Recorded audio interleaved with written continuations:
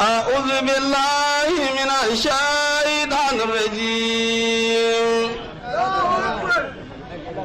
بسم الله الرحمن الرحيم. يا أيها الذين آمنوا شهادة بينكم إذا حضر أحدكم الموت حين الوصية اثنان ذوي عدل منكم أو آخران من غيركم إن أنتم ضربتم بالأرض فأصابتكم مصيبة الموت تحبسونهما من بعد الصلاة فيقسمان بالله